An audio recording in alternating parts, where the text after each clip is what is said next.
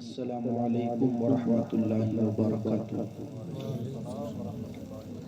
الحمد للہ رب العالمین والصلاة والسلام على سید الانبیاء والمرسلین وعلى آلہ واصحابہ اجمعین، اما بعد فاعوذ باللہ من الشیطان الرجیم، بسم اللہ الرحمن الرحیم، وما خلقت الجن والانس الا ليعبدون۔ قال الله تبارك وتعالى في مقام آخر: كل نفس ذائقة الموت، صدق الله العظيم، وبلغنا رسوله النبي الأمين المتين المعين الكريم، ونحن على ذلك لمن الشاهدين والشاكرين والذاكرين، والحمد للہ رب العالمین۔ آئیے سب سے پہلے ہم اور آپ مل کر گنبد خضرا میں آرام فرمانے والے آقا حضور رحمت عالم نور مجسم دائی حلیمہ کے حلیم، امت کے غمخوار، ہم غریبوں کے غم گسار جناب احمد مجتبی محمد مصطفیٰ صلی اللہ علیہ وسلم کی بارگاہ ناز میں درود و سلام کا نذرانِ عقیدت پیش کریں۔ بڑے باواز بلند اللہم صلی علی سیدنا و مولانا محمد مبارک وسلم، صلو علیہ الصلاۃ والسلام علیک یا رسول اللہ صلی اللہ تعالی علیہ وسلم۔ درود شریف کے حوالے سے احادیث طیبہ میں کئی ساری فضیلتیں آئی ہیں، ان میں سے ایک فضیلت یہ ہے، میرے آقا علیہ السلام نے ارشاد فرمایا کہ کل قیامت کے دن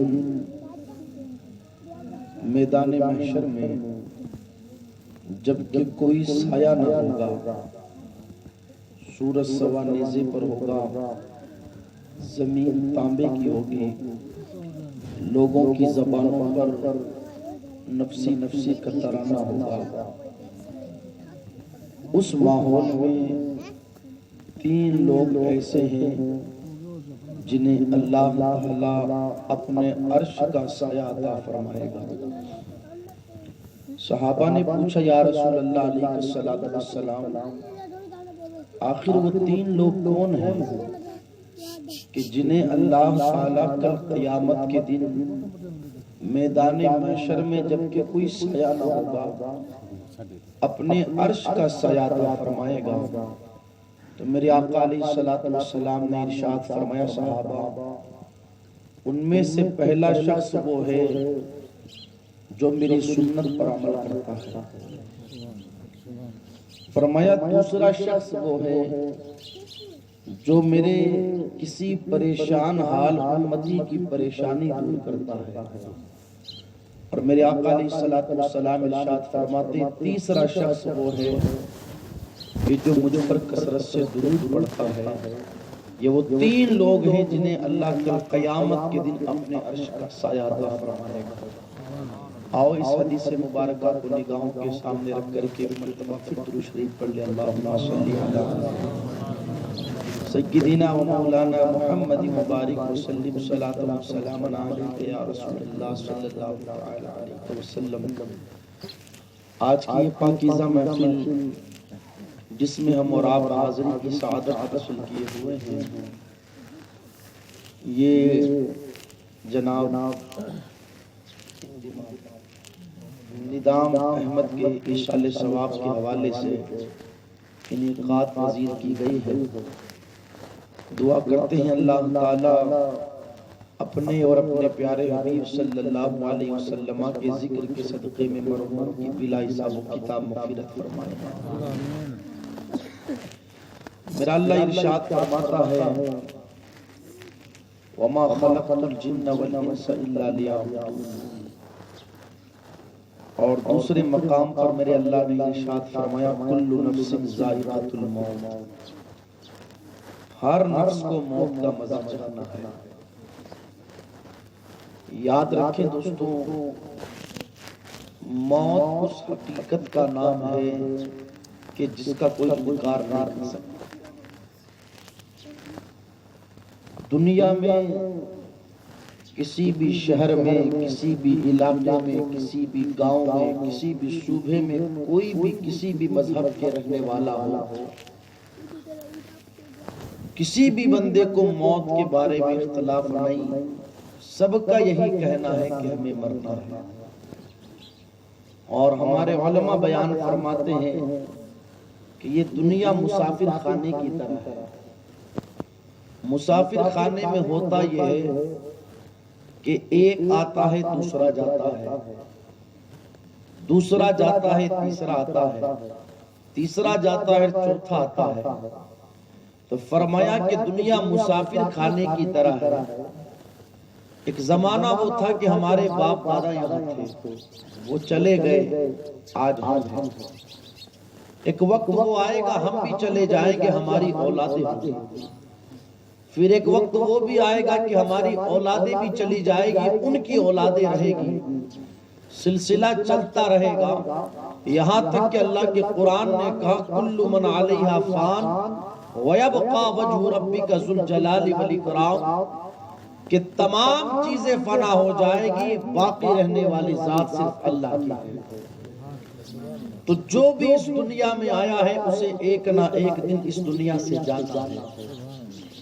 اس پوری کائنات کو میرے اللہ نے پیدا فرمایا، چاند ہو، سورج ہو، زمین ہو، آسمان ہو، ہوائیں ہو، پہاڑ ہو، دریا ہو، نہریں ہو، کائنات کی ہر شے کو وجود میرے اللہ نے عطا کیا ہے۔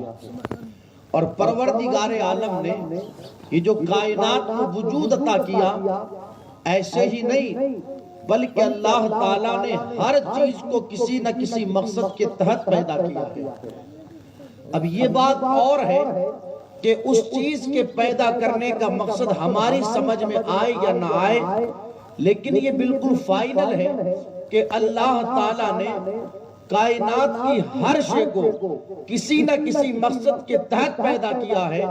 ایک مرتبہ حضرت موسیٰ علیہ السلام نے دیوار پر چھپکلی دیکھی تو اللہ کی بارگاہ میں عرض کرتے مولا تو نے اس چھپکلی کو کیوں پیدا کیا؟ تو میرے اللہ نے ارشاد فرمایا موسیٰ تو نے تو اب پوچھا ہے نا کہ میں نے چھپکلی کو کیوں پیدا کیا، تیرے پوچھنے سے پہلے چھپکلی نے مجھ سے پوچھا تھا مولا تو نے موسیٰ کو کیوں پیدا کیا ہے۔ لیکن موسیٰ یاد رکھنا ہم نے کائنات کی ہر شے کو کسی نہ کسی مقصد کے تحت پیدا کیا ہے، ہر چیز کے پیدا کیے جانے کا کوئی نہ کوئی مقصد ہے۔ تو یار جب دنیا کے اندر ہر چیز کو اللہ نے کسی نہ کسی مقصد کے تحت پیدا کیا تو وہ انسان جس کو اللہ نے اشرف المخلوقات بنایا ہے، جس انسان کو اللہ تعالیٰ نے وَلَقَدْ كَرَّمْنَا بَنِي آدم کہہ کر کے کرامت کا تاج عطا فرمایا ہے، جس انسان کی خوبصورتی کو اللہ تعالیٰ نے قرآن میں سورہ 3 میں چار قسمیں کھا کر کے جس کی خوبصورتی کو بیان کیا ہو، یار اس انسان کو جب اللہ نے پیدا کیا ہے تو کیا بغیر مقصد کے پیدا کر دیا؟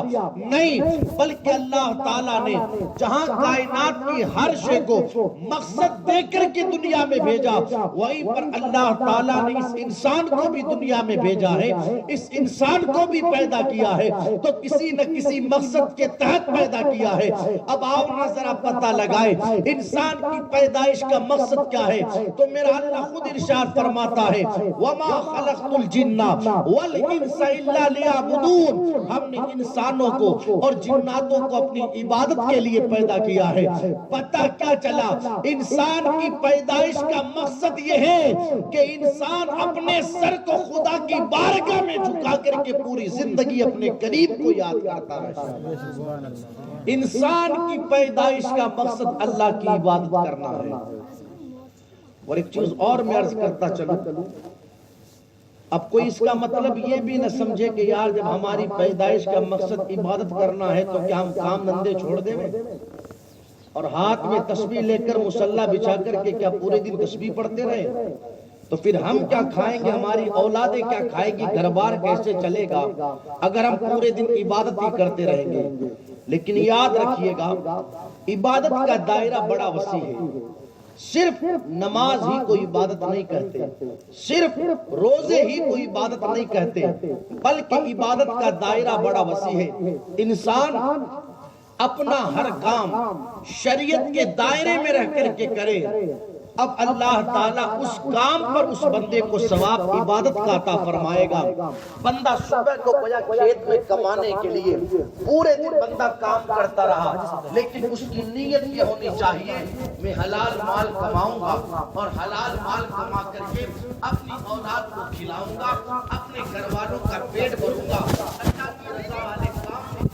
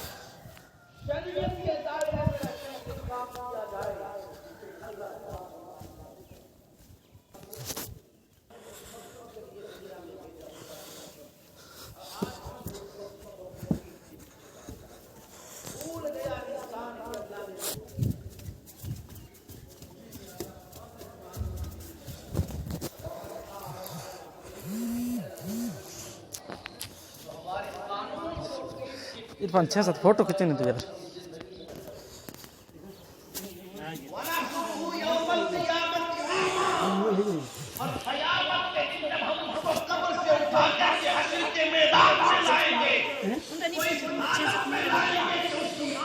دیکھیں پھر واسم 6-7 فوٹو کھینچنے بھیجیں، ٹھیک ہے 6-7 فوٹو کھینچتے کلیئر میں بھیجیں، ٹھیک ہے صاف بھیجیں، ٹھیک ہے بالکل۔ دیکھیں پھر واسم کیا کیا، ہیلو دیوار نام ہے، بس پوری فوٹو آ رہا ہوں، ٹھیک ہے 6-7 فوٹو بھیجیں، فوٹو بھیجیں میں بولیں گے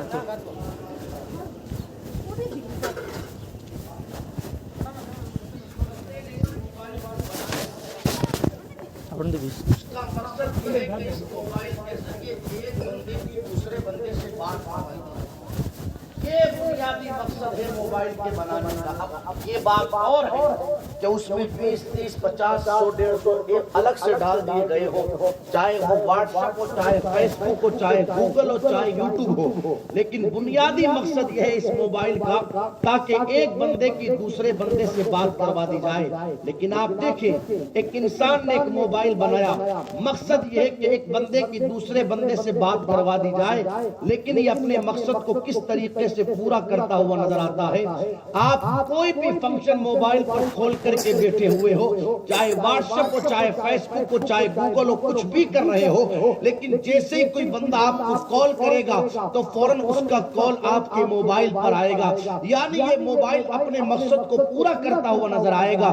ایسا نہیں کہ یار ابھی تو فیس بک چلا رہا ہے بعد میں کال کرنا، ایسا نہیں کہ ابھی تو یوٹیوب چلا رہا ہے بعد میں کال کرنا، ایسا نہیں کہ ابھی تو فیس بک کا استعمال کر رہا ہے بعد میں کال کرنا، نہیں، جیسے ہی کسی نے کال کیا بندے کو تو سارے کاموں کو اپنی جگہ رکھا جائے۔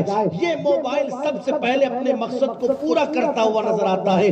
میں کہنا یہ چاہتا ہوں یار ایک چھوٹی سی مشینری جسے موبائل کہتے ہیں، جس کے بنانے کا مقصد یہ ہے کہ ایک بندے کی دوسرے بندے سے بات کروا دی جائے، ہر جگہ، ہر مکان پر، ہر میدان میں، ہر شہر میں، ہر علاقے میں وہ اپنے مقصد کو پورا کرتا ہوا نظر آتا ہے۔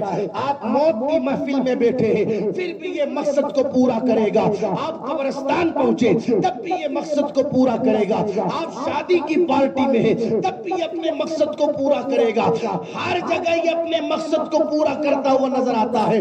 جبکہ ایک چھوٹی سی مشینری ہے، اے انسان اللہ تعالیٰ نے تو تجھے اشرف المخلوقات بنایا تھا، تیری پیدائش کا مقصد یہ تھا کہ اللہ کی عبادت کی جائے، لیکن آج حال یہ ہے عبادت کا وقت ہوتا ہے انسان بازار میں بیٹھا ہے، نہ نماز کا وقت ہوتا ہے انسان دکان پر بیٹھا ہے، عبادت کا وقت ہوتا ہے انسان شادیوں میں لگا ہے، عبادت کا وقت ہوتا ہے انسان موت میت کی محفل میں لگا ہے۔ حالانکہ ہونا تو یہ چاہیے انسان دنیا کے کسی بھی کام میں لگا ہو، لیکن جب مسجد سے اذان کی آواز کانوں میں گونجے بندہ سارے کاموں کو چھوڑ کر کے اپنے مقصد کو پورا کرتا ہوا نظر آئے۔ اس لیے کہ اس بندے کی پیدائش کا مقصد یہ ہے کہ انسان اللہ کی عبادت کرے، اپنے مقصد کو سمجھے پیارے، اپنے مقصد کو سمجھے۔ اللہ تعالیٰ کی ایک بہت بڑی نعمت ہمارے پاس یہ زندگی ہے، بہت بڑی نعمت۔ اور کوئی یہ نہ سوچے یار اب زندگی مل گئی ہماری زندگی ہم جیسے چاہیں ویسے کاٹے۔ ہوتا ہے نا کئی بار اگر کسی جوان سے کہا جاتا ہے پیارے چھوڑ دے گناہ کرنا، مولانا آپ کو کیا کرنا، میری زندگی میری لائف میں جیسے چاہوں ویسے گزاروں، لائف تیری نہیں ہے پیارے۔ اللہ کا قرآن کہتا ہے اگر تو مسلمان ہے تو ان اللہ اشترى من المؤمنین انفسهم واموالهم، اللہ نے تیری جان بھی خرید لی ہے، تیرا مال بھی خرید لیا ہے جنت کے بدلے میں۔ اب نہ جان تیری ہے نہ مال تیرا ہے، سمجھ میں آ رہی ہے میری بات؟ تو کوئی یہ نہ کہے کہ میری لائف میں جیسے چاہوں ویسے گزاروں، نہیں، تو نے کلمہ مدینے والے کا پڑھا ہے، مصطفیٰ جان رحمت صلی اللہ علیہ وسلم پر تو ایمان لے کر گیا، اللہ کی وحدانیت کا تو نے اقرار کیا۔ اب لائف اگرچہ تیرے پاس ہے لیکن گزاری تیری طبیعت کے مطابق نہیں جائے گی، مصطفیٰ کی شریعت کے مطابق گزاری جائے گی۔ بہت بڑی نعمت ہے اللہ کی ہمارے پاس یہ عمر، یہ زندگی، اس زندگی کو ضائع نہ کریں۔ جس طرح ایک ایک لمحہ برف پگھل کر کے ختم ہوتا رہتا ہے نا، اسی طریقے سے ایک ایک منٹ ایک ایک سیکنڈ ہماری زندگی پگھل رہی ہے۔ گیا ہوا وقت ہم لاکھ کوشش کر لیں واپس پلٹ کر کے نہیں آنے والا۔ اس زندگی کی قدر کرے۔ اور کل قیامت کے دن فرمایا گیا کہ میدان محشر میں میرا اللہ جب حساب لے گا بندے سے تو پوچھے گا بندے بتا میں نے تجھے زندگی دی، تو نے زندگی کہاں گزاری؟ یہ نہیں کہ ہماری ہم جیسے چاہے ویسے گزار دے، نہیں، فرمایا گیا اللہ سوال کرے گا بندے میں نے تجھے زندگی دی، بتا تو صحیح تو نے زندگی گزاری کیسے؟ اور میرے آقا ارشاد فرماتے ہیں پھر اسی کے بعد دوسرا سوال ہوگا بندے بتا میں نے تجھے جوانی دی، تو نے جوانی گزاری کہاں؟ اور قرآن کی آیت کی تفسیر میں مفسرین فرماتے ثم لتسألن یومئذ عن النعیم، صرف زندگی کے بارے میں نہیں، جوانی کے بارے میں نہیں، قیامت کے دن اللہ تعالیٰ اپنی دی ہوئی ہر نعمت کے بارے میں پوچھے گا، ہر نعمت کے بارے میں سوال کرے گا، ہر نعمت کے بارے میں کہ ہم دے سکیں گے اپنی زندگی کا حساب اللہ کی بارگاہ میں۔ یہ مختصر سی زندگی ہے، پتہ نہیں کب زندگی کی یہ ڈور ٹوٹ جائے گا۔ اور یہ خیال بھی ہم اپنے ذہنوں سے نکال دیں کہ موت بڑھاپے ہی میں آتی ہے۔ اگر میرا اللہ چاہتا ہے تو کسی کو جوانی میں بلا لیتا ہے، وہ چاہتا ہے تو کسی کو بچپنے میں بلا لیتا ہے، وہ چاہتا ہے تو کسی کو بڑھاپے میں بلا لیتا ہے، اور وہ چاہتا ہے تو بچے کو ماں کے پیٹ ہی میں بلا لیتا ہے۔ ہر بندہ اپنی عمر لے کر کے آتا ہے، جب اس کی عمر پوری ہو جاتی ہے تو ایک منٹ کی بھی اسے مہلت نہیں دی جاتی۔ جب اس کا وقت پورا ہو جاتا ہے اور اس عمر سے اللہ کا قرآن کہتا ہے اذا جاء اجلهم لا يستأخرون ساعة ولا يستقدمون، جب بندے کو موت آئے گی تو ایسے نہیں کہ ایک منٹ پہلے آئے گی یا ایک منٹ بعد میں آئے گی، بلکہ بندہ جتنی عمر لے کر کے آیا ہے اسی عمر کے پورا ہونے پر بندے کو موت آئے گی۔ ہر بندہ اپنی عمر لے کر کے آتا ہے، یہ کوئی ضروری نہیں ہے کہ کسی کو بڑھاپے ہی میں موت آئے، اللہ جب چاہتا ہے اپنے پاس بلا لیتا ہے۔ خدا را اپنی زندگی کی قدر کرے، اپنی زندگی کو اللہ تعالیٰ کے حکموں پر عمل کرنے میں گزارے، اللہ اور اس کے رسول کی فرما برداری والے کاموں میں اپنی زندگی کو گزارے۔ ایک بزرگ فرماتے ہیں کہ میں 3 کاموں کے علاوہ کبھی اپنے گھر سے نہیں نکلا. مکاشفۃ القلوب میں امام غزالی نے اس روایت کو لکھا. فرماتے 3 کاموں کے علاوہ کبھی میں گھر سے نہیں نکلا. تو ان سے پوچھا گیا حضرت کس کس کام کے لیے؟ تو ارشاد فرماتے نمبر 1 نماز پڑھنے کے لیے. کس کام کے لیے؟ زور سے بولے. نماز پڑھنے کے لیے. نماز پڑھنا مسلمانوں پر فرض ہے. فرض جو عبادتیں اللہ تعالیٰ نے ہمارے اوپر فرض کی ہے ان عبادتوں میں سب سے افضل عبادت کا نام نماز ہے. فرمایا گیا جو بندہ جان بوجھ کر کے ایک وقت کی نماز چھوڑ دیتا ہے اس بندے کا نام جہنم کے دروازے پر لکھ دیا جاتا ہے. یار اگر جان بوجھ کر کے ایک وقت کی نماز چھوڑ دے تو نام جہنم کے دروازے پر لکھ دیا جائے. جس نے 20 سالوں سے جمعہ کی 2 رکعت کے علاوہ کبھی مسجد کی شکل ہی نہیں دیکھی اس کا حال کیا ہوگا؟ جس نے 2 رکعت کے علاوہ کبھی مسجد کی شکل ہی نہیں دیکھی اس کا حال کیا ہوگا؟ اور ایک فرمان سنے میرے آقا علیہ الصلوۃ والسلام کا، اگر سینے میں ہمارے پتھر نہیں بلکہ گوشت کا لوتھڑا دل ہے.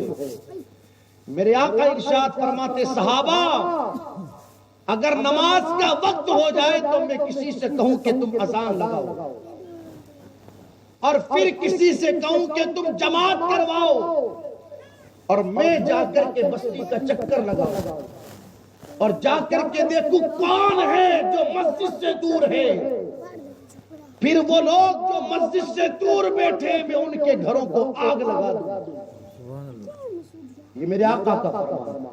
ارشاد فرماتے جب نماز کا وقت ہو جائے تو میں کسی سے اذان کے لیے کہوں، جماعت کروانے کے لیے کہوں اور خود جا کر کے بستی کا چکر لگاؤں اور جو لوگ مسجدوں سے دور بیٹھے میں ان کے گھروں کو آگ لگا دوں. یہ کون کہہ رہا ہے؟ جنہوں نے اپنی جان کے دشمنوں کو معاف کر دیا. طائف کے میدان میں جب لوگوں نے پتھر مارے آپ کے مبارک جسم سے خون بہا، فرشتوں نے آ کر کے کہا حکم دے تو صحیح بستی کو تباہ کر دے. تو آقا ارشاد فرماتے نہیں فرشتوں میں کسی کے لیے تکلیف بن کر کے نہیں آیا ہوں، میں تو لوگوں کے لیے اللہ کی رحمت بن کے آیا ہوں. ارے یہ مجھے نہیں مانتے تو کیا ہوا، ان کی آنے والی نسلیں مجھ پر ضرور ایمان لے کر کے آئے گی. یار جنہوں نے اپنی جان کے دشمنوں کو معاف کر دیا، راستے میں لوگوں نے کانٹے ڈالے، کانٹوں کو اٹھا کر کے میرے آقا نے ان کے راستے میں پھول بچھائے، ان کو معاف کر دیا. لیکن جب باری نماز کی آئے تو دیکھے میرے آقا کا جلال. ارشاد فرماتے ہیں مسجدوں سے دور رہنے والے لوگوں کے گھروں کو میں آگ لگا دوں. اور حضور کا آگ لگا دینا یہ تو بہت بڑی بات ہو گئی، بہت بڑی بات ہو گئی آگ لگا دینا. تو ان کا کہہ دینا لگا دوں سمجھ لو لگ گئی. سمجھ میں آ رہی ہے؟ ان کا کہہ دینا کہ آگ لگا دوں سمجھ لو لگ گئی. اور یہ آج گھروں میں آگ ہی تو لگی پڑی ہے کہ سب کچھ ہوتے ہوئے بھی سکون نہیں. یہ آج آگ ہی تو لگی پڑی ہے کہ دولت کا انبار ہے پھر بھی رات کو نیند کے لیے گولی کھانا پڑتا ہے. یہ آگ نہیں تو پھر اور کیا ہے؟ بھائی بھائی کے اندر عداوت ہے. یہ آگ نہیں تو اور کیا ہے؟ جوان بیٹا باپ کو گالیاں دے رہا ہے. یہ آگ نہیں تو اور کیا ہے؟ بیٹا ماں باپ کا کہنا نہیں مان رہا ہے. یہ آگ نہیں تو اور کیا ہے؟ جوان بچیاں بے پردہ ماں باپ کی نگاہوں کے سامنے گھروں کے باہر جا رہی. یہ آگ نہیں تو پھر اور کیا ہے؟ مسلمانوں کے گھروں سے رات کو 12-12 1-1 بجے تک میوزک کی آوازیں بلند ہو رہی. یہ آگ نہیں تو پھر اور کیا ہے؟ سکون اجڑ گیا، قرار اجڑ گیا، چین ختم ہو گیا. یہ آگ نہیں تو پھر اور کیا ہے؟ نمازوں کی پابندی کرے، نمازوں کی پابندی آئے اللہ کی بارگاہ میں آ کر کے اپنے سر کو جھکائے.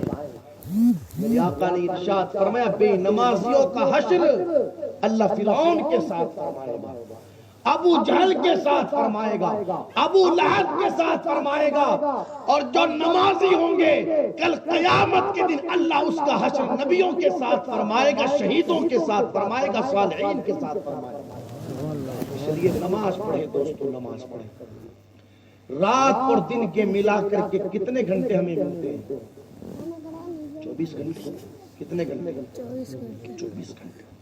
ایمانداری سے بتائیے گا ان 24 گھنٹوں میں ہم نے سب کے لیے ٹائم نکالا یا نہیں نکالا؟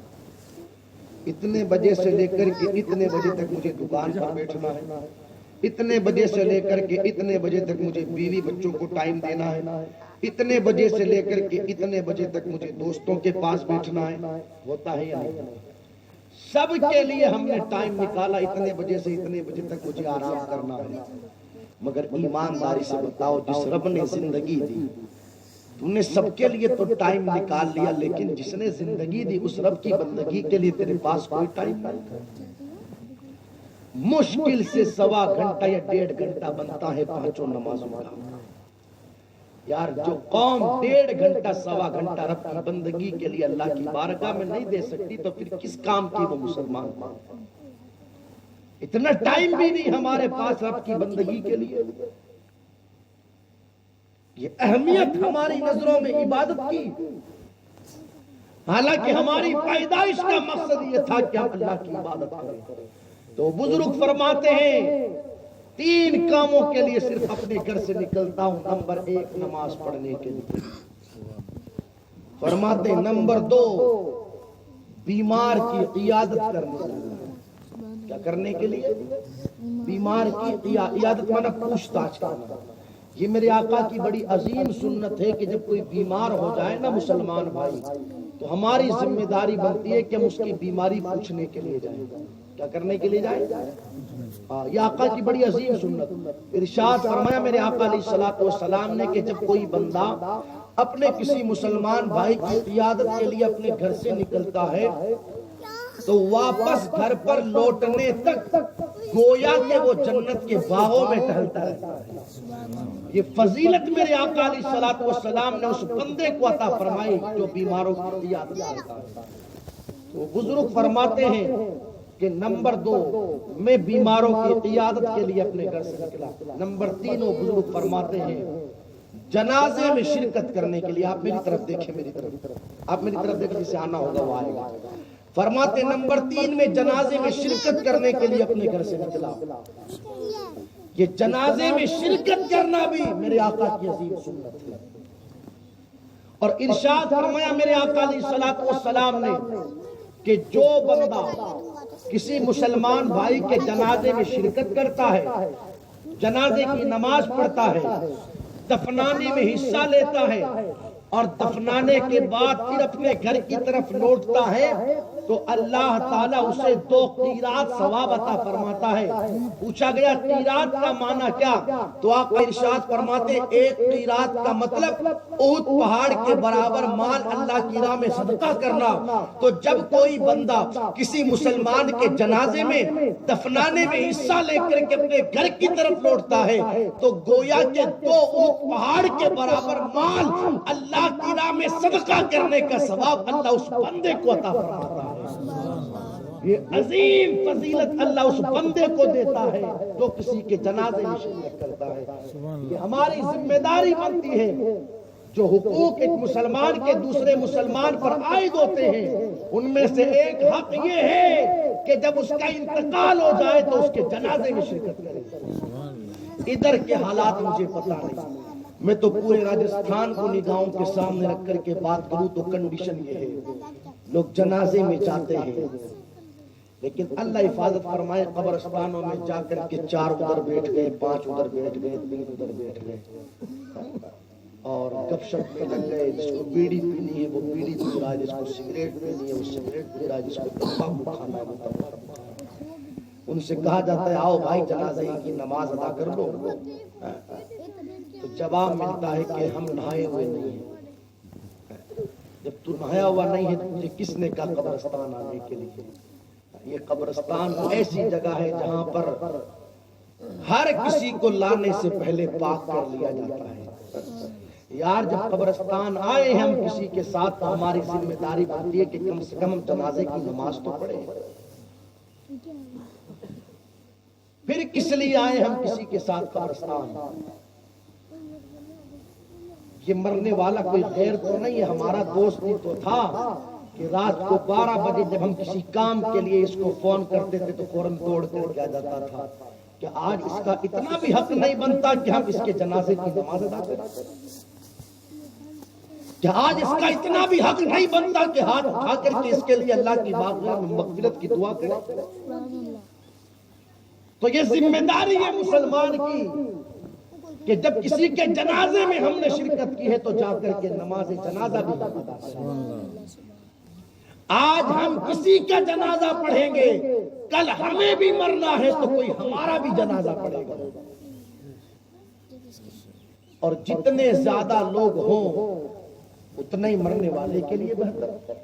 ہو سکتا ہے کہ ان جنازہ پڑھنے والوں میں کوئی اللہ کا نیک بندہ ہو اور اس کے صدقے میں اس مرنے والے کی مغفرت ہو جائے، اور کئی بار ایسا بھی ہوتا ہے کہ مرنے والا اللہ کا پسندیدہ بندہ رہتا ہے، اس کا جنازہ جو پڑھ لیتا ہے اللہ اس کے صدقے میں سب پڑھنے والوں کو بخش دیتا ہے۔ تو جنازوں میں شرکت کیا کرے، جنازوں میں شرکت۔ تو فرماتے تیسری چیز میں جنازے میں شرکت کرنے کے لیے اپنے گھر سے نکلا۔ اس کے بعد اگلا جملہ سنیں ان کا، فرماتے ہیں ان 3 کاموں کے علاوہ کبھی نہیں نکلا۔ تو لوگوں نے پوچھا کیوں حضرت؟ تو کہتے ہیں لوگ چور ہیں، چور۔ کیا کہتے ہیں؟ چور ہیں دنیا والے۔ کہا وہ کیسے؟ ارشاد فرماتے زندگی ایک قیمتی جوہر ہے، زندگی ایک قیمتی موتی ہے، قیمتی موتی، اور لوگ اس قیمتی موتی کو چرا لیتے ہیں۔ وہ کیسے؟ سنو آپ۔ بندہ صبح کو بیدار ہوا، اپنے گھر سے نکلا، 2 دوست بیٹھے ہوئے تھے دکان پر، آدھا گھنٹہ وہاں بیٹھ گئے، پھر کچھ آگے چلا چائے کی دکان دیکھی تو آدھا گھنٹہ وہاں بیٹھ گئے، پھر وہاں سے آگے چلا 2 دوست اور مل گئے، 1 گھنٹہ وہاں بیٹھ گیا، آدھا گھنٹہ 1 گھنٹہ آدھا گھنٹہ 1 گھنٹہ بیٹھتا رہا، یہاں تک کہ اس کا پورا دن گزر گیا۔ ایمانداری سے بتانا کیا چوری نہیں کر رہے لوگوں نے آج کے دن کی؟ تو فرماتے لوگوں زندگی ایک قیمتی جوہر ہے اور لوگ اس کو چرا لیتے ہیں۔ عقل مند انسان وہ ہوتا ہے جو اس دنیا کو آخرت کی تیاری کے اندر لگا دیتا ہے، اس زندگی کو آخرت کی تیاری کے اندر گزار دیتا ہے۔ اس لیے دوستو میرا کہنا آپ لوگوں سے ہی ہے، اللہ نے ہمیں دنیا میں بھیجا ہے، بڑی مختصر زندگی ہے، اس زندگی کے اندر ہم آخرت کی تیاری کریں۔ اور ایک روایت ہم نے پڑھی حضرت عیسیٰ علیہ السلام کے زمانے کے حوالے سے، آپ کا گزر ایک پہاڑ کے قریب سے ہوتا تھا حضرت عیسیٰ علیہ السلام کا، تو آپ نے دیکھا کہ ایک بندہ ہے جو سردی گرمی بارش ہر موسم میں اسی پہاڑ میں اللہ کی عبادت کرتا۔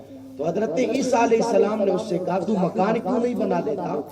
سردی میں دیکھوں تو یہی عبادت کرتا ہے، گرمی میں دیکھوں تو یہی عبادت کرتا ہے، بارش میں دیکھوں تو یہی عبادت کرتا ہے، تو کوئی مکان کیوں نہیں بنا لیتا؟ جواب سنیں اس کا، کہنے لگا حضرت آپ سے پہلے نبیوں سے میں نے سنا ہے کہ اللہ مجھے 700 سال کی عمر دے گا۔ کتنے سال کی؟ 700 سال کی اللہ مجھے عمر دے گا، میں نے آپ کے پہلے نبیوں سے سنا ہے۔ آدھی کے قریب تو میری زندگی گزر گئی، اب میں یہ نہیں چاہتا کہ اس مختصر سی زندگی کو دنیا میں مکان بنانے میں گزار دوں، زمین و جائیداد کے خریدنے مکان بنانے کے اندر ضائع کر دوں۔ سنو کس نے کہا؟ جس کو 700 سال کی عمر ملی۔ حضرت عیسیٰ علیہ السلام نے اس وقت ایک تاریخی جملہ کہا تھا، ارشاد فرماتے ہیں تجھے 700 سال کی عمر ملی پھر بھی تو کہتا ہے کہ میں اس عمر کو دنیا میں مکان بنانے میں ضائع کروں۔ ایک قوم ایسی بھی آئے گی جسے اللہ 100 سال سے کم کی عمر دے گا، لیکن حال یہ ہوگا کہ وہ آدھا سے زیادہ عمر دنیا میں دنیا کمانے میں دنیا بنانے میں گزار دیں گے۔ اور آج وہ ماحول ہمارے آدھی سے زیادہ عمریں تو لوگوں کی دنیا کمانے میں دنیا بنانے میں گزر جاتی ہے۔ اس لیے میرا کہنا آپ لوگوں سے اتنا ہے دوستو، اس زندگی کی قدر کرو، اپنی اس عمر کو اللہ کی یاد میں گزارو۔ اور بالخصوص میرے کئی بزرگ بیٹھے ہیں، ان کے لیے ایک پیغام یہ بھی ہے میرا حضرت یعقوب علیہ السلام اللہ کے نبی ہیں. آپ کی دوستی حضرت اسرائیل علیہ السلام سے تھی. کس سے تھی؟ موت کا فرشتہ حضرت اسرائیل علیہ السلام، اس سے حضرت یعقوب علیہ السلام کی دوستی. تو وہ حضرت یعقوب علیہ السلام کے پاس آتے رہتے تھے. تو ایک بار جب آئے نا اسرائیل علیہ السلام یعقوب علیہ السلام کے پاس، تو حضرت یعقوب علیہ السلام نے کہا اسرائیل روح قبض کرنے کے لیے آیا ہے یا ایسے ہی ملاقات کرنے کے لیے آیا ہے؟ تو کہنے لگا سرکار بر ملاقات کے لیے آیا ہوں، آپ کی زیارت کے لیے آیا ہوں. تو ارشاد فرماتے حضرت یعقوب علیہ السلام اسرائیل جب تم میری روح قبض کرنے کے لیے آئے نا تو آنے سے پہلے مجھے بتا دینا یار تیری مجھ سے دوستی ہے تو کم سے کم اتنا تو کر، آنے سے پہلے مجھے بتا دینا. کہا ٹھیک ہے سرکار، میں آپ کے پاس جب روح قبض کرنے کے لیے آؤں گا تو خود کے آنے سے پہلے اپنے 2-3 قاصد بھیج دوں گا، یعنی پیغام سنانے والے بھیج دوں گا آپ کے پاس. کہا ٹھیک ہے. اب ہوا یوں کہ حضرت یعقوب علیہ السلام کی جب ظاہری زندگی کے پورا ہونے کا وقت آیا، حضرت اسرائیل علیہ السلام ان کے پاس آ گئے روح قبض کرنے کے لیے. تو یعقوب علیہ السلام نے فرمایا تو نے تو کہا تھا نا کہ اپنے آنے سے پہلے 2-3 قاصد بھیجوں گا، تو ایسے ہی آ گیا. سنیے گا جواب. کہنے لگے اسرائیل حضرت ایسے نہیں آیا، آنے سے پہلے آپ کے پاس میں نے اپنے 2-3 قاصد بھیجے ہیں. کہا وہ کون سے ہیں؟ حضرت اسرائیل کہتے ہیں اللہ کے پیغمبر میرا پہلا قاصد یہ تھا کہ آپ کے کالے بال سفید ہو گئے. میرا پہلا قاصد یہ تھا کہ آپ کے کالے بال سفید ہو گئے.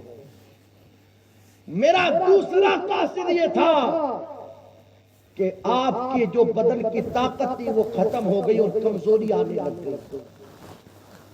میرا تیسرا قاصد یہ تھا آپ کی جو سیدھی کمر تھی وہ جھکنے لگ گئی. یہ میرے 3 قاصد ہیں جو میں نے آنے سے پہلے آپ کے پاس بھیجے تھے. خدا را میرا کہنا آپ لوگوں سے یہ ہے اگر کسی بچے سے کہا جائے کہ آخرت کی تیاری کر تو وہ یہ کہے گا بھی تو مولانا جوانی پڑی ہے بڑھاپا پڑا ہے. جوان سے کہا جائے تو وہ کہے گا بھی تو مولانا بڑھاپا پڑا ہے. لیکن میں بزرگوں سے کہنا چاہوں گا اگر آپ سے ہم کہیں کہ آخرت کی تیاری کرو تو آپ کے پاس کیا جگہ ہے. اس لیے خدا را اس بچے ہوئی زندگی کو اللہ کی یاد میں گزارو. آؤ اللہ کی بارگاہ میں مناؤ اپنے کریم کو. دنیا میں رہتے رہتے آخرت کی تیاری کر لو. خدا را یہ زندگی بڑی مختصر سی ہے، مرنا سب کو ہے. ہم نے دوسروں کو مرتے ہوئے دیکھا اس لیے ہمیں احساس نہیں کہ موت کیسے آتی ہے. اس مرنے والے سے پوچھو نا کہ جب موت کا کڑوا گھونٹ آپ کو پلایا گیا تو تکلیف کیا ہوئی. میرے آقا ارشاد فرماتے ہیں جب کسی کی جان نکلتی ہے بندہ چیختا ہے، چلاتا ہے، اپنے گھر والوں کو آواز دیتا ہے، کہتا ہے میرے بچوں مجھے روکو، یہ نہ جانے مجھے کہاں لے کر کے جاتے ہیں. اپنے بھائیوں سے کہتا ہے میرے بھائیوں مجھے روکو، یہ نہ جانے مجھے کہاں لے کر کے جاتے ہیں. اپنے ماں باپ کو پکار کر کے کہتا ہے میرے ماں باپ تم مجھے روکو، یہ نہ جانے مجھے کہاں لے کر کے جاتے ہیں. قدرت کا فیصلہ ہے، آواز بندہ سب کو دیتا ہے لیکن کوئی اس کی آواز سن نہیں پاتا. میرے آقا ارشاد فرماتے ہیں لوگوں تم نے سمجھا کیا ہے موت کے اس وقت کو؟ ارے کسی زندہ بکری کی کھال اتاری جائے تو جو تکلیف اس بکری کو ہوتی ہے وہی تکلیف کرنے والے کو ہوتی ہے. بڑا المناک اور بڑا دردناک وقت ہوتا ہے وہ جب کسی کی روح قبض ہوتی ہے، جب کسی کی جان نکالی جاتی ہے. فرمایا گیا جب کسی کی جان نکلتی ہے تو اس پر پیاس کو مسلط کر دیا جاتا ہے، بھوک کو مسلط کر دیا جاتا ہے. اسے 7 سمندروں کا پانی بھی پلا دو تب بھی اس کی پیاس ختم نہ ہو. اسے دنیا کے کئی کھانے کھلا دو تب بھی اس کی بھوک ختم نہ ہو. اور میرے آقا ارشاد فرماتے لوگوں یہیں پر بس نہیں، انسان انسان کا سب سے بڑا دشمن شیطان کہا جاتا ہے، مرنے والے کا ساتا ہے، اس کے بھائی کی شکل میں، اس کے بہن کی شکل میں، اس کے باپ کی شکل میں، اس کے رشتہ داروں کی شکل میں، اور آ کر کے کہتا ہے تجھے پیاس لگی ہے نا تو خدا کا انکار کر دے، مجھے خدا مان لے معاذ اللہ میں تجھے پانی پلا دوں گا، تو خدا کا انکار کر دے، مجھے خدا مان لے میں تجھے پریشانی سے نجات دے دوں گا۔ میرے آقا ارشاد فرماتے ہیں اس وقت بھی شیطان اس مرنے والے کے ایمان کو چھیننے کی کوشش کرتا ہے۔ اسی لیے ہمارے بزرگوں نے فرمایا لوگوں جب بھی اللہ تعالیٰ میں دعا کیا کرو، مال کی دعا بعد میں مانگو، گھر بار کی دعا بعد میں مانگا کرو، اولاد کی دعا بعد میں مانگا کرو، سب سے پہلی دعا اگر اللہ کی بارگاہ میں مانگا کرو تو یہ دعا مانگا کرو مولا مجھے موت آئے تو میرا ایمان سلامت رہے۔ یہ سب سے بڑی بنیادی دعا ہے، سب سے بڑی بنیادی دعا۔ ایمان سلامت ہے تو سب کچھ سلامت ہے، اور ایمان سلامت نہیں تو پھر کچھ بھی۔ پوری زندگی سجدے میں گزارنے والا ایمان سلامت نہیں تو پھر وہ کوئی فائدہ نہیں دے گا سجدے میں زندگی کا گزارنا، تو بڑا دردناک وقت رہتا ہے وہ۔ پھر خیر جان نکل گئی، اب جان نکلنے کے بعد لوگوں نے غسل بھی دیا، کفن بھی پہنایا، اللہ اکبر، جنازہ لے کر کے چلے ہیں لوگ۔ میرے آقا ارشاد فرماتے ایک فرشتہ آتا ہے اور آ کر کے اس مرنے والے سے کہتا ہے اوئے دیکھ پیچھے پلٹ کر کے، وہ تیرا مکان وہیں رہ گیا، تیرا مکان۔ تو کہتا نا مکان میرا ہے، مکان میرا ہے، دیکھ وہ تیرا مکان وہیں رہ گیا۔ یہی تو تھا وہ مکان، جس مکان کو بنانے کے چکر میں، جس مکان کو تیار کرنے کے چکر میں تم نے رات کو رات سمجھا، ندی کو دن سمجھا۔ آپ دیکھیں ایک عجیب المیہ ہے قوم کا، یہ جو دنیا کا مکان بناتے ہیں نا لوگ، اس وقت ان سے پوچھا جائے اور حال چال کیسا ہے آپ کا، تو جواب ملتا ہے مولانا کیا بتائیں، گھر کا کام چل رہا ہے، راتوں کی نیندیں اڑ گئی، پتہ ہے کہتے ہیں نا کہ اتنا بوجھ آیا ہمارے اوپر تو کہ راتوں کی نیند اڑ گئی۔ اس مکان کو تیار کرنے میں تو اتنا لگ گیا، اتنا لگ گیا، اتنا لگ گیا کہ تیری رات کی نیند تک اڑ گئی۔ حالانکہ جس مکان میں تجھے 10 سال 20 سال 25 30 سال رہنا ہے، اور ایک مکان اور بھی ہے جس مکان میں 10 20 30 سال نہیں تجھے قیامت تک رہنا ہے، اسے قبر کہا جاتا ہے۔ اس مکان کی تیاری میں تو اتنا لگا کہ راتوں کی نیندیں اڑ گئی، اور اس مکان کی تیاری میں تو اتنا بھی نہ لگا کہ فجر کی وقت تیری آنکھ نہیں کھلی۔ دیکھیں اس مکان کی تیاری میں بندہ اتنا لگا کہ نیندیں اڑ گئی، اور اس مکان کی تیاری میں اتنا بھی نہ لگا کہ فجر کے وقت بندے کی آنکھ کھل جائے۔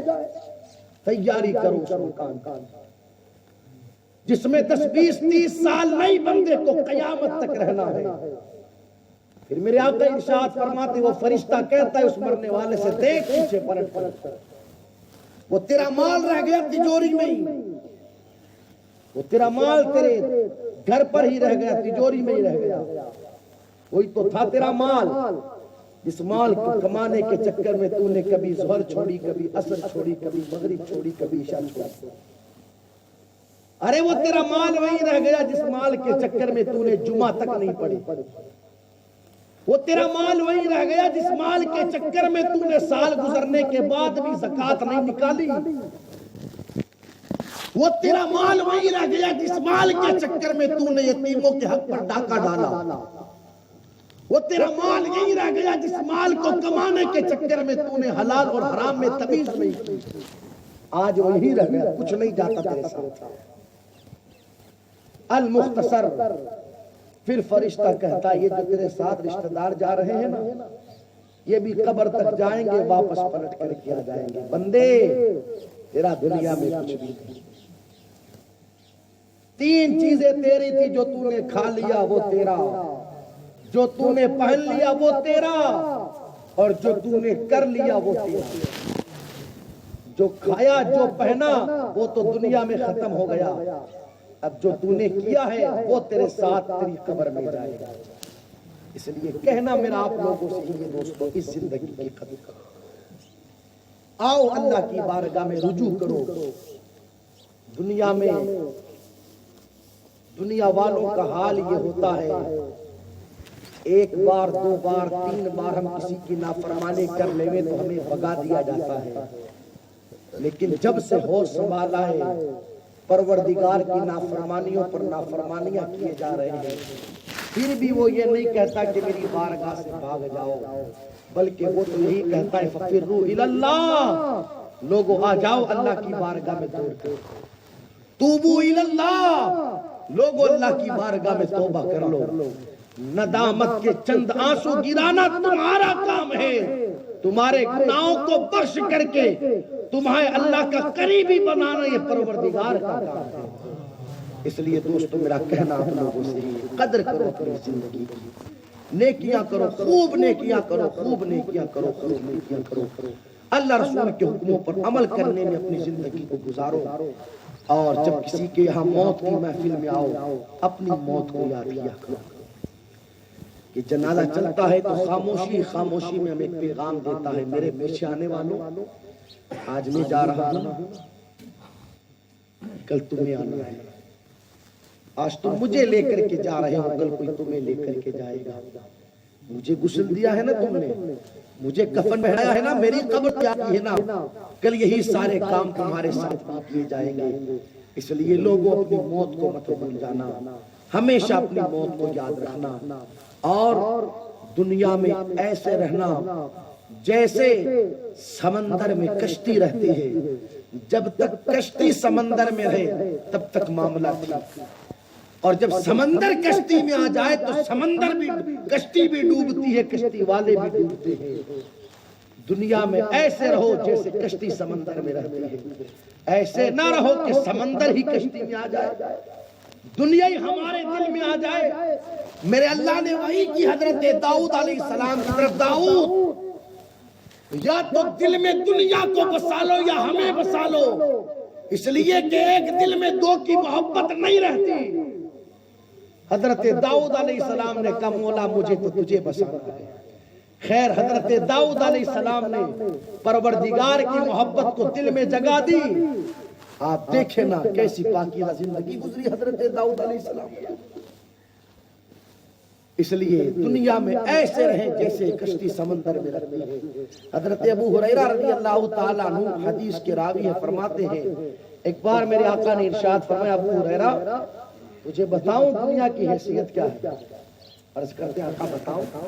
फरमाते हुजूर अलैहिस्सलाम मेरा हाथ पकड़ करके मुझे मदीने की एक गली में लेकर के गए जहां पर कूड़ा करकट पड़ा हुआ था, और वहां मैंने देखा कि कुछ खोपड़ियां पड़ी और कुछ कपड़े के चिथड़े पड़े और गंदगी पड़ी है। मेरी आका ने इरशाद फरमाया, अबू हुरैरा देखते हो ये जो खोपड़ी तुम्हें नजर आती है, ये एक दिन तुम्हारे सरों की सर हुआ करता था। ये जो सर तुम्हें नजर आता है ये एक दिन तुम्हारे सरों की तरह सर था। इसमें भी कई सारी तमन्नाएं थी, कई सारी ख्वाहिशात थी, कई सारी प्लानिंग थी, लेकिन अबू हुरैरा देखो ना आज हालत क्या है। जानवर खा रहे हैं इसे, जानवर गोश्त झड़ चुका है और ये मिट्टी बन जाएगी मिट्टी।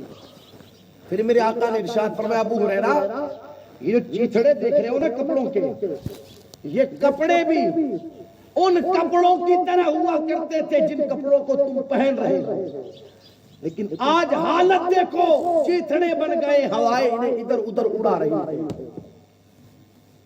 फिर फरमाया मेरे आका ने, अबू हुरैरा ये जो गंदगी नजर आ रही है, ये गंदगी लोगों की वो लजीज ग़िज़ाएं थी, वो मरगूब ग़िज़ाएं थी, वो मरगूब खाने थे जिनको लोग बड़ी पसंद से खाया करते थे, आज गंदगी में तब्दील हो गए। फरमाते हैं मेरे आका अबू हुरैरा ये दुनिया है दुनिया, इसलिए इस दुनिया के चक्कर में ना पड़े दोस्तों, आखिरत की तैयारी करें। मरहूम का इंतकाल हुआ, बताया गया जवानी के आलम में उस शहजादे का इंतकाल हुआ। अल्लाह की बारगाह में दुआ करें, अल्लाह करबला वालों के सदक़े में उसकी मग़फ़िरत फरमाए। اور دوستوں تکلیفیں دینا بھی میرے اللہ کی طرف سے ہے اور خوشیاں دینا بھی میرے اللہ کی طرف سے ہے. وہی خوشیاں دینے والا ہے, وہی تکلیفیں دینے والا ہے. خدارا اس کی دی ہوئی تکلیفوں پر ہماری ذمہ داری بنتی ہے کہ ہم صبر کریں, صبر کریں. یہ نہیں کہ ہم ناشکری کے جملے اپنی زبانوں سے نکالیں اور ایسی باتیں ہم کہہ دیں تکلیفوں کے اندر آزمائے, وہ ہماری زبانوں سے نکلنے والے جملے اور ہماری زبانوں سے نکلنے والی باتیں ہمیں ایمان سے باہر کر دے, اس لیے کہ ہم مسلمان ہیں. خیر آزمائشیں آئے گی. اللہ نے قرآن میں کہہ دیا وَلَنَبْلُوَنَّكُمْ بِشَيْءٍ مِّنَ الْخَوْفِ وَالْجُوعِ وَنَقْصٍ مِّنَ الْأَمْوَالِ وَالْأَنفُسِ وَالثَّمَرَاتِ. ہم تمہیں ضرور آزمائیں گے, کبھی خوف سے آزمائیں گے, کبھی بھوک سے آزمائیں گے, کبھی مال میں کمی کر کے آزمائیں گے, ہاں کبھی اولاد کے ذریعے آزمائیں گے, کبھی جان کے ذریعے آزمائیں گے. لیکن اللہ نے فرمایا وَبَشِّرِ الصَّابِرِينَ, خوشخبری سنا دو ان لوگوں کو جو ان ساری آزمائشوں پر صبر کر لیا کرتے ہیں. تو خیر ہم صبر کر رہے ہیں. نام سنا ہوگا امام اعظم ابو حنیفہ رضی اللہ تعالیٰ عنہ, یہ سرکار غوث اعظم. کسی نے خبر دی حضرت آپ کا سامان آ رہا تھا, جہاز میں سمندر کے ذریعے ڈوب گیا. کیا خبر دی؟ سامان آ رہا تھا آپ کا جہاز کے ذریعے سمندر میں ڈوب گیا. درسگاہ میں بچوں کو پڑھا رہے تھے, کہا الحمدللہ. کیا کہا؟ اور ہم سے کوئی کہے کہ آپ کا سامان آ رہا تھا ٹرک میں, ٹرک پلٹی کھا گیا تو ہمارا حال کیا ہوگا. لیکن وہ اللہ والے تھے, کہتے الحمدللہ. پھر تھوڑی دیر کے بعد آ کر کے کسی نے کہا حضرت وہ غلط خبر پہنچا دی گئی تھی, کسی اور کا تھا جہاز, آپ کا جہاز تو سلامتی کے ساتھ کنارے لگ گیا ہے. کہتے الحمدللہ. درس مکمل ہوا, شاگردوں نے پوچھا حضرت بات سمجھ میں نہ آئی, جہاز کے ڈوبنے کی خبر دی تب بھی کہا الحمدللہ, اور جب کنارے لگنے کی خبر دی تب بھی کہا الحمدللہ. ارشاد فرماتے ہیں دیا بھی ہے تو اسی نے دیا ہے تو الحمدللہ, اور لیا بھی ہے تو اسی نے لیا ہے الحمدللہ. ہر حال میں اس کے لیے تعریف ہے, ہر حال میں اس کا شکر ہے. اور اب سنیں جواب. فرماتے اپنے شاگردوں سے بتانا مجھے, میں نے 2 مرتبہ الحمدللہ کہا, میری طبیعت میں تم نے کوئی فرق تو نہیں دیکھا؟ ایسا تو نہیں کہ جب ڈوبنے کے وقت میں نے الحمدللہ کہا ہو تو چہرہ اترا ہوا ہو, اور جب کنارے لگنے پر میں نے الحمدللہ کہا ہو تو چہرے پر خوشی ہو؟ کہا نہیں سرکار, دونوں عالم میں ایک ہی طرح آپ کا چہرہ تھا جس وقت آپ نے الحمدللہ کہا تھا. تو پھر آپ کہتے ہیں الحمدللہ, اللہ کا شکر ہے کہ اللہ تعالیٰ نے مجھے یہ نعمت عطا فرمائی کہ اس کی آزمائشوں کے اوپر اس کا بندہ صبر کر لیا کرتا ہے. تو صبر کرے, صبر. اور ابھی میں نے یہاں بیٹھے بیٹھے ایک فرمان پڑھا مکاشفۃ القلوب میں, امام غزالی نے لکھا حدیث قدسی, میرا اللہ فرماتا ہے جو میری آزمائشوں پر صبر نہ کرے, جو میری دی ہوئی تکلیفوں پر صبر نہ کرے, اور جو میری دی ہوئی خوشیوں پر خوش نہ ہو, وہ میرے علاوہ کسی اور کو خدا تلاش کر لے, وہ کسی اور کو رب تلاش کر لے جو میری قضا پر راضی نہ ہو اور جو میری عطا پر خوش نہ ہو, وہ کسی اور رب کو تلاش کر لے. ہمارا پروردگار وہی ہے. اور خدارا ہماری نگاہوں کے سامنے ایسے ایسے معاملات ہوئے ہیں, جب انہیں دیکھتے ہیں تو خود بخود دل کو سکون مل جاتا ہے, سہارا مل جاتا ہے. کربلا کی سرزمین پر ایک نہیں 72 لاشیں تھیں. کتنے لاشیں تھیں؟ لیکن کوئی بتا تو دیوے کہ گریبان کسی نے پھاڑا ہو, چیخ و پکار کیا ہو, واویلا کیا ہو. نہیں, سیدہ زینب رضی اللہ تعالی عنہ میرے آقا کی شہزادی ہے, حسین کی بہن ہے, جنہوں نے کربلا کی سرزمین پر ایک طرف تو زینب کا کردار ادا کیا, دوسری طرف حسین کا کردار ادا کیا. تاریخ اٹھا کر کے بڑے, بھتیجا بھی قربان ہوا تو کہا انا للہ و انا الیہ راجعون, بھانجا بھی قربان ہوا تو کہا انا للہ و انا الیہ راجعون. خیمے کے باہر 72 لاشیں پڑے تھے، لیکن سیدہ یہی کہتے ہیں انا للہ و انا الیہ راجعون۔ سر کو سجدے میں جھکایا، دعا کرتی مولا اب تو راضی ہے۔ یعنی وہ سب کچھ دیکھ کر کے دل میں یہی ایک تمنا رکھتے ہیں کہ بس اللہ راضی ہو جائے۔ خیر انسان ہے، آزمائش اس کے ساتھ آتی ہے، اس چیز کو میں بھی سمجھ سکتا ہوں، آپ بھی سمجھ سکتے ہیں۔